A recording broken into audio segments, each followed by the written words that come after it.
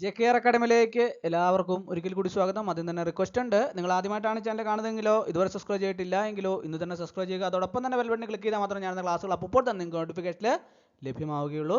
2025 നടന്ന PSC പരീക്ഷയുടെ ചോദ്യങ്ങളാണ്. സ്പെഷ്യൽ ടോപ്പിക്സിൽ 2025 വന്നിട്ടുള്ള ചോദ്യങ്ങളാണ്. വളരെ പ്രധാനപ്പെട്ടതാണ്. ഈ പരീക്ഷയ്ക്ക് ഉറപ്പായിട്ട് പ്രതീക്ഷിക്കാവുന്നതാണ്. അപ്പോൾ നമുക്ക് ക്ലാസ്സിലേക്ക് കിടക്കാം. ആദ്യത്തെ ക്വസ്റ്റ്യൻ നോക്കാം.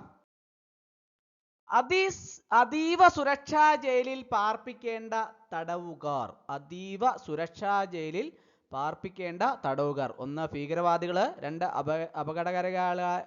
അപകടകാരികളായ തടവുകാർ, 3 തീവ്രവാദികൾ, 4 സിവിൽ തടവുകാർ. 4 ഓപ്ഷൻസ് താഴെ കൊടുത്തിട്ടുണ്ട്. ഏതാണ് ശരി ഉത്തരം? അതീവ സുരക്ഷാ ജയിലിൽ പാർപ്പിക്കേണ്ട തടവുകാർ ആരൊക്കെയാണ്? കണ്ടുപിടിച്ചോ? ആരൊക്കെയാണ്? ഓപ്ഷൻ ബി ആണല്ലേ. ഒന്നാമത്തേതും രണ്ടാമത്തേതും മൂന്നാമത്തേതും. അതായത് ആരാണ്?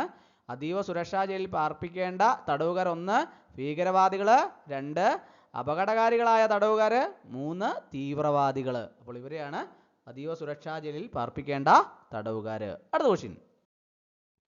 കേരള പ്രിസൺ ആക്ട് 2010 പ്രകാരം സംസ്ഥാന സർക്കാർ നൽകുന്ന പരോളുമായി ബന്ധപ്പെട്ട് താഴെ പറയുന്നവയിൽ ശരിയല്ലാത്തത് ഏതാണ്?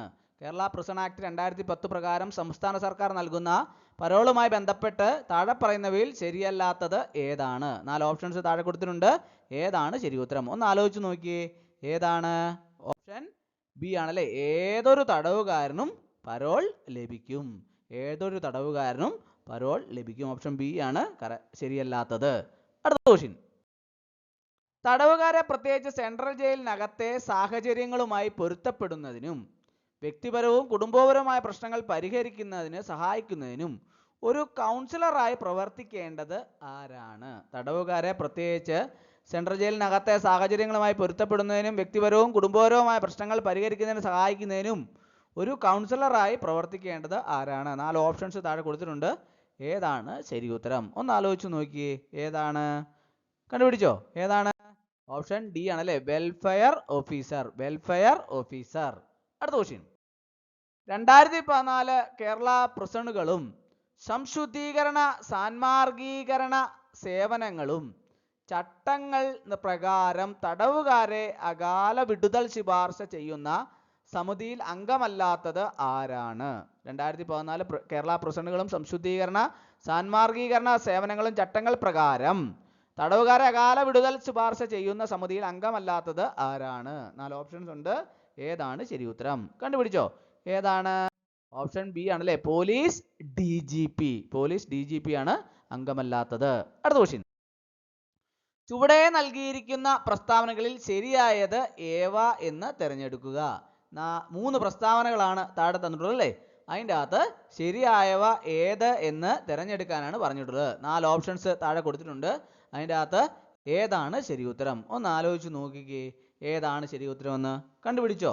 ഏതാണ്? ഓപ്ഷൻ സി ആണല്ലേ. 1ഉം 3ഉം മാത്രമാണ് ശരിയായിട്ടുള്ളത്. ഒന്നാമത്തെ ഏതാണ്? തുറന്ന ജയിലുകളിൽ വേതനം അന്തേവാസികളുമായുള്ള തടവുകാർക്ക് കൂടുതലാണ്. തുറന്ന ജയിലുകളിൽ വേതനം അന്തേവാസികളായുള്ള തടവുകാർക്ക് കൂടുതലാണ്. മൂന്നാമത്തെ ഏതാണ്? അന്തേവാസികളായുള്ള തടവുകാർക്ക് സാധാരണ അവധിക്ക് പുറമെ തുറന്ന ജയിലുകളിൽ 15 ദിവസം കുടുംബ അവധിക്ക് അർഹത ഉണ്ടായിരിക്കുന്നതാണ്. അപ്പോൾ ഇത് ഓപ്ഷൻ സി ആണ്. ഒന്നാമത്തെയും മൂന്നാമത്തെയും മാത്രമാണ് ശരിയായിട്ടുള്ളത്. അടുത്ത ക്വസ്റ്റ്യൻ. മനുഷ്യാവകാശ കമ്മീഷന്റെ നേരിട്ടുള്ള അധികാരത്തിൽ വരാത്തത് ഏതാണ്? മനുഷ്യാവകാശ കമ്മീഷന്റെ നേരിട്ടുള്ള അധികാരത്തിൽ വരാത്തത് ഏതാണ്? 4 ഓപ്ഷൻസ് താഴെ കൊടുത്തിട്ടുണ്ട്. അതിൻ്റെ അകത്ത് മനുഷ്യാവകാശ കമ്മീഷന്റെ നേരിട്ടുള്ള അധികാരത്തിൽ വരാത്തത് ഏതാണെന്നാണ് ചോദിച്ചിട്ടുള്ളത്. ഏതാണ് ശരി ഉത്തരം? ഏതാണ്? ഓപ്ഷൻ എ ആണല്ലേ. ഏതെങ്കിലും ആളെ അറസ്റ്റ് ചെയ്യുന്നതിന്. അതാണ് മനുഷ്യാവകാശ കമ്മീഷന്റെ നേരിട്ടുള്ള അധികാരത്തിൽ വരാത്തത്. അടുത്ത ക്വസ്റ്റ്യൻ.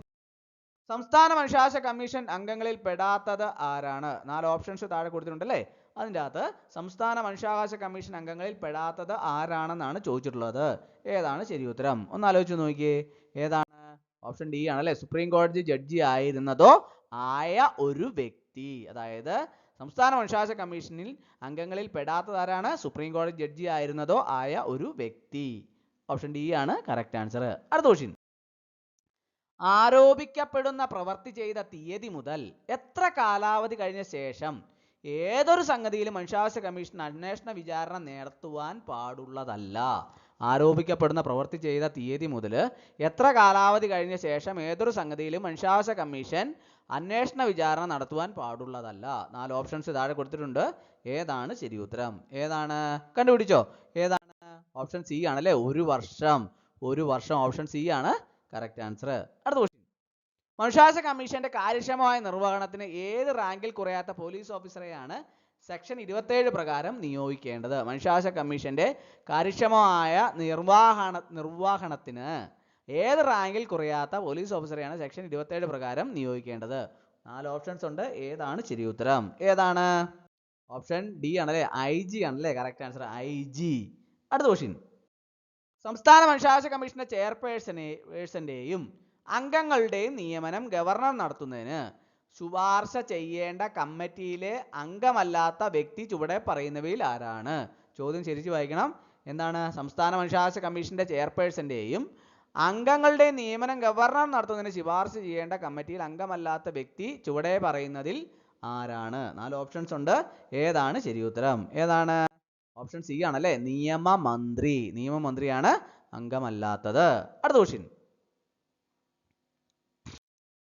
വിവരാവകാശ നിയമം 2005 പ്രകാരം ആവശ്യപ്പെട്ടുള്ള വിവരം ഒരു വ്യക്തിയുടെ ജീവനും സ്വാതന്ത്ര്യവും സംബന്ധിച്ചുള്ളതാണെങ്കിൽ അപേക്ഷ ലഭിച്ച് എത്ര സമയത്തിനുള്ളിൽ മറുപടി നൽകണം? വിവരാവകാശ നിയമം 2005 പ്രകാരം ആവശ്യപ്പെട്ടിട്ടുള്ള ഒരു വിവരം ഒരു വ്യക്തിയുടെ ജീവനും സ്വാതന്ത്ര്യവും സംബന്ധിച്ചുള്ളതാണെങ്കിൽ അപേക്ഷ ലഭിച്ച് എത്ര സമയത്തിനുള്ളിൽ മറുപടി നൽകണം? 4 ഓപ്ഷൻസ് ഉണ്ട്. A, B, C, D. ഏതാണ് കറക്റ്റ് ആൻസർ? എത്ര സമയത്തിനുള്ളിലാണ് മറുപടി നൽകേണ്ടത്? കണ്ടുപിടിച്ചോ? 48 മണിക്കൂറിനുള്ളിൽ മറുപടി നൽകണം. അടുത്ത ക്വസ്റ്റ്യൻ. ചീഫ് ഇൻഫർമേഷൻ കമ്മീഷണറുടെ നിയമനവുമായി ബന്ധപ്പെട്ട താഴെ തന്നിരിക്കുന്ന പ്രസ്താവനകൾ ശരിയായിട്ടുള്ളവ ഏതാണ്? ചീഫ് ഇൻഫർമേഷൻ കമ്മീഷണറുമായി നിയമനവുമായി ബന്ധപ്പെട്ട് താഴെ തന്നിരിക്കുന്ന പ്രസ്താവനകൾ ശരിയായിട്ടുള്ളവ ഏതാണ്? 1 5 വർഷം കാലാവധി, 2 65 വയസ്സ് പൂർത്തിയായ ശേഷം സ്ഥാനം വഹിക്കാൻ പാടില്ല, 3 പുനർനിയമനത്തിന് അർഹനാണ്. ഇതിൽ ശരിയായിട്ടുള്ളവ ഏതാണ്? 4 ഓപ്ഷൻസ് ഉണ്ട്. ഏതാണ് കറക്റ്റ് ആൻസർ? കണ്ടുപിടിച്ചോ? ഏതാണ്? ഓപ്ഷൻ എ ആണല്ലേ, 1ഉം 2ഉം. അത് എല്ലാവർക്കും അറിയാവുന്നല്ലേ. 5 വർഷം കാലാവധി, 2 ഏതാണ് 65 വയസ്സ് പൂർത്തിയായ ശേഷം സ്ഥാനം വഹിക്കാൻ പാടില്ല. അപ്പോൾ അത് 2ഉമാണ് ശരിയായിട്ടുള്ളവ. അടുത്ത ക്വസ്റ്റ്യൻ. വിവരം ലഭിക്കുവാൻ അവകാശം ഇന്ത്യൻ ഭരണഘടനയുടെ എത്രാമത്തെ അനുച്ഛേദം ഉറപ്പുവരുത്തുന്നു? വിവരം ലഭിക്കുവാനുള്ള അവകാശം ഇന്ത്യൻ ഭരണഘടനയുടെ എത്രാമത്തെ അനുച്ഛേദം ഉറപ്പുവരുത്തുന്നു? 4 ഓപ്ഷൻസ് താഴെ കൊടുത്തിട്ടുണ്ട്. ഏതാണ് ശരി ഉത്തരം? ഏതാണ്? ഓപ്ഷൻ എ ആണ് കറക്റ്റ് ആൻസർ. 19 അല്ലേ. വിവരം ലഭിക്കാനുള്ള അവകാശം ഇന്ത്യൻ ഭരണഘടനയുടെ 19ാമത്തെ അനുച്ഛേദം ഉറപ്പ് വരുത്തുന്നു. അടുത്ത ക്വസ്റ്റ്യൻ. വിവരാവകാശ നിയമം 2005 പ്രകാരം ഏതെങ്കിലും വിധത്തിൽ വിവരം നൽകുന്നത് തടസ്സപ്പെടുത്തുകയോ ചെയ്തിട്ടുള്ളപ്പോൾ 250 വീതം ഓരോ ദിവസവും പിഴ ചുമത്തേണ്ടതും അത്തരത്തിൽ പിഴ സംഖ്യ എത്ര രൂപയിൽ കവിയാൻ പാടില്ലാത്തതുമാകുന്നു? വിവരാവകാശ നിയമം 2005 പ്രകാരം ഏതെങ്കിലും വിധത്തിൽ വിവരം നൽകുന്നത് തടസ്സപ്പെടുത്തുകയോ ചെയ്തിട്ടുള്ളപ്പോൾ 250 വീതം ഓരോ ദിവസവും പിഴ ചുമത്തേണ്ടതും അത്തരത്തിലുള്ള പിഴ സംഖ്യ എത്ര രൂപയിൽ കവിയാൻ പാടില്ലാത്തതുമാകുന്നു? 4 ഓപ്ഷൻസ് ഉണ്ട്. ഏതാണ് ശരി ഉത്തരം? ഏതാണ്? ഓപ്ഷൻ സി ആണല്ലേ, 25,000 രൂപയിൽ കവിയാൻ പാടില്ലാത്തതാകുന്നു. അടുത്ത ക്വസ്റ്റ്യൻ.